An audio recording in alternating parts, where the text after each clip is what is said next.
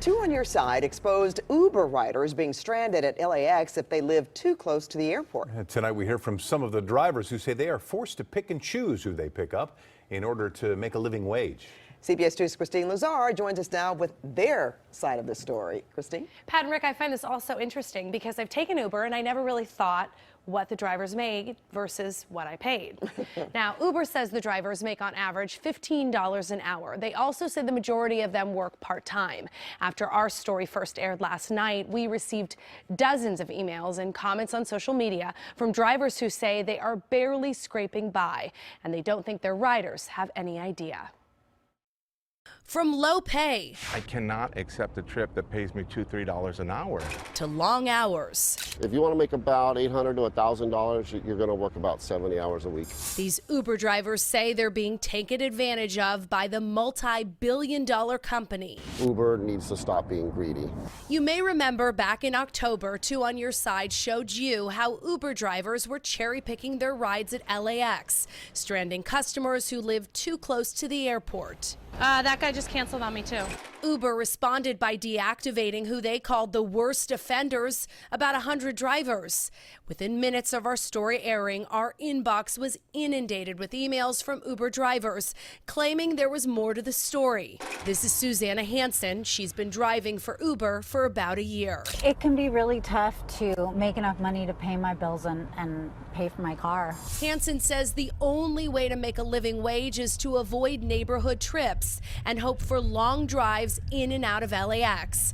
In order to get those money makers, she says you have to cherry pick, especially because it can take you 30 minutes just to get a ride. And then you take 30 minutes to get in to get the person, and then the ride is 6 miles. Take this ride from LAX to Playa Vista, just under 4 miles away. The rider paid $27.10, but after the service fee and the booking fee and the $4 fee that goes right to the airport, Hansen took home only $9.70. That's roughly a third of the total fare. The passengers are here thinking that they're paying like a good amount of money for the ride, and nobody really knows that actually we're not making what they say we're making.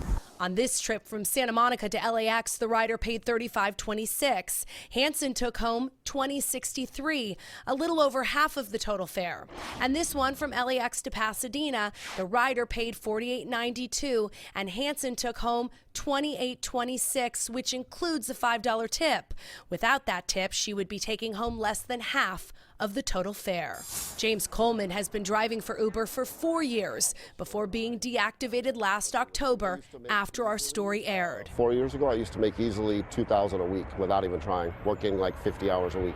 That was before Uber instituted upfront pricing, where riders know the fare before they get into the car. Back in the days, they used to charge the customer actual mileage, actual minutes. This Uber driver, who asked us to keep his identity secret, says he has to work around the clock to make ends meet.